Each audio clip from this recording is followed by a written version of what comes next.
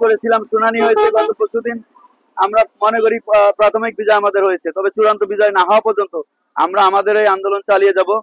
তবে সরকারি ছুটির দিন শুক্র শনি সহ পূজার যে উপলক্ষে যে সরকারি ছুটির দিনগুলি থাকবে, এই দিনগুলি বাদে আমরা আমাদের এই অবস্থান কর্মসূচি চালিয়ে যাব।